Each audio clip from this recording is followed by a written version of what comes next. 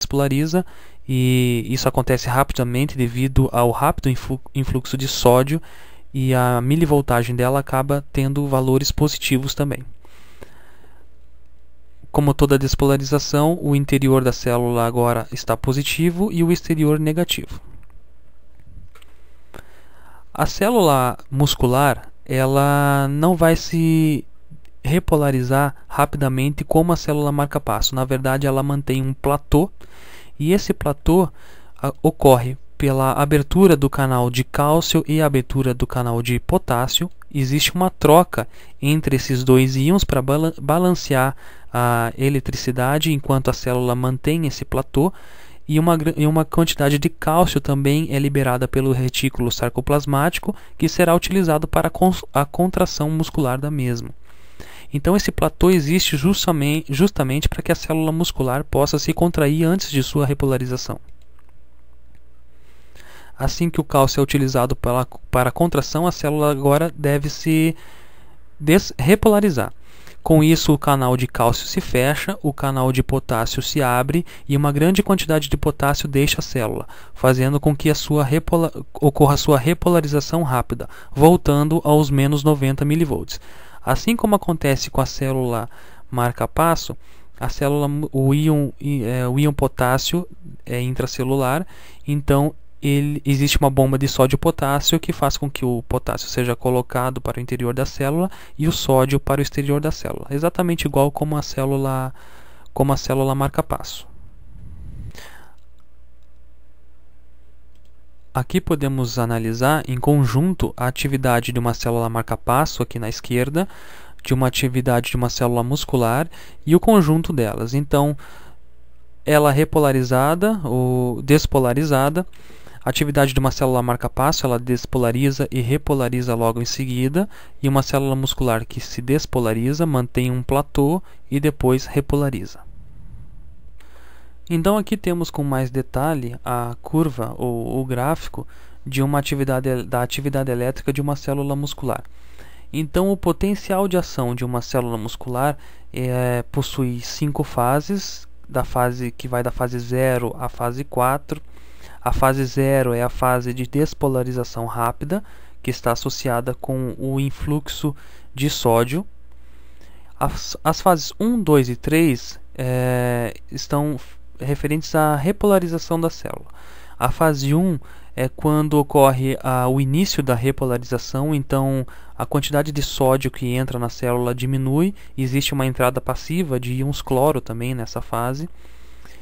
A fase 2 é a repolarização lenta, quando então acontece a entrada de íons cálcio para o interior da célula, e dos quais esses íons serão utilizados para a contração. Então a célula mantém esse platô enquanto se contrai.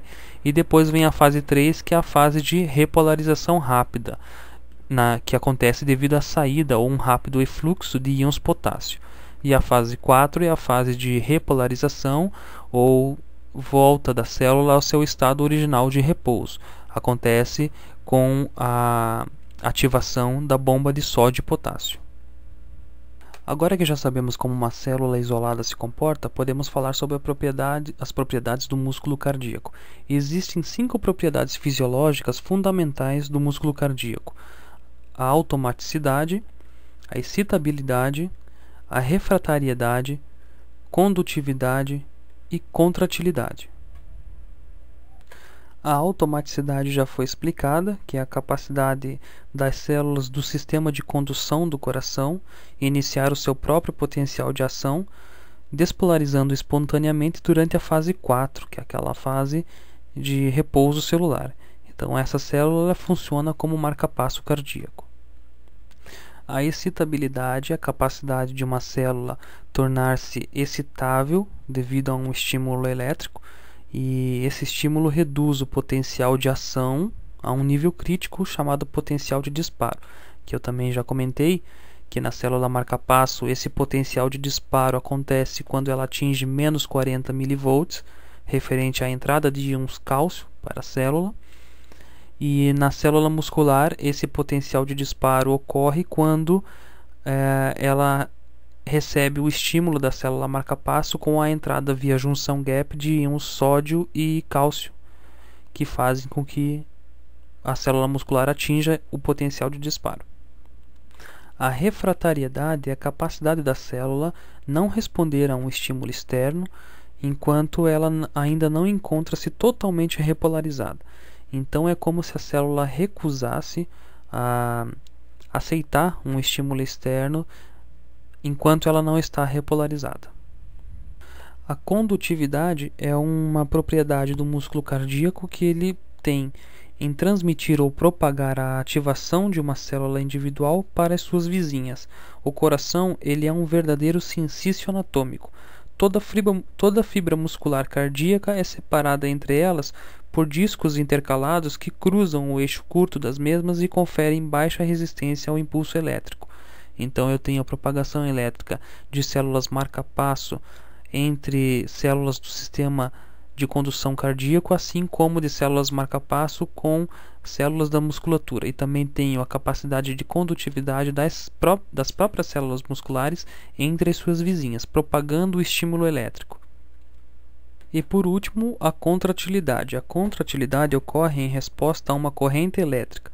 A fisiologia da contratilidade cardíaca é dependente de vários fatores. Então sempre existe uma propagação de um impulso ou de uma corrente elétrica entre as células, e aquelas que são capazes de se contrair irão, na sequência, causar a contração muscular.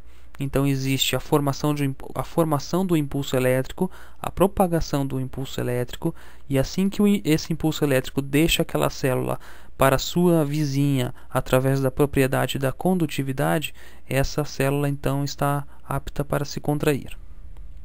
O eletrograma é o terceiro assunto principal, dos quais eu comentei logo no início, os quais os dois anteriores eram a atividade elétrica de uma célula isolada e as propriedades do músculo cardíaco que acabamos de ver. Então o terceiro é o eletrograma. O eletrograma, com o que já sabemos até agora, então nós já podemos gravar a atividade elétrica da superfície de uma única célula cardíaca e estudar a geração de um eletrograma. Para entender um eletrocardiograma, nós precisamos antes entender as diferenças de potenciais que ocorrem em uma única célula cardíaca quando estimulada.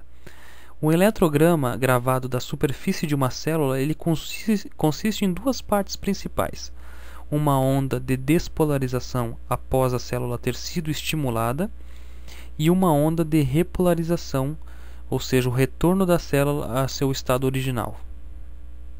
Vamos entender então como funciona um eletrograma. Deixa eu explicar para vocês antes o que nós estamos vendo aqui. Temos uma célula isolada, uma célula qualquer isolada, e ela está em seu potencial de repouso. Como eu sei, o extracelular está carregado positivo, então consequentemente seu interior está carregado negativamente. Nessa célula, nós temos em seu lado esquerdo um eletrodo negativo e no lado direito um eletrodo positivo. E esses dois eletrodos estão ligados a um eletrômetro, ou seja, um equipamento capaz de receber o estímulo elétrico através dos eletrodos e transformar em um gráfico. Então o que acontece aqui? Nossa célula está em repouso, não existe nenhuma atividade elétrica nessa célula. O meio extracelular carregado positivamente está tanto para o eletrodo positivo quanto para o negativo. Com isso, não existe um diferencial de potencial elétrico entre os dois eletrodos. Os dois enxergam a mesma eletricidade, ou seja, positiva, a mesma carga positiva. Como não existe um diferencial de potencial elétrico entre os dois eletrodos, então o eletrômetro não registra atividade elétrica. Já nesse caso, a célula sofreu um estímulo no seu lado esquerdo e esse estímulo se propagou da esquerda para a direita, causando a despolarização da membrana celular. Notem que agora eu tenho uma área em que a célula já se despolarizou, então a carga está negativa no exterior, e uma área em que a célula ainda não despolarizou, então eu tenho cargas positivas no seu exterior. Então o que acontece aqui? Existe um diferencial de potencial elétrico entre os dois eletrodos, e o meu eletrodo positivo está agora enxergando uma área mais positiva do que a área que o eletrodo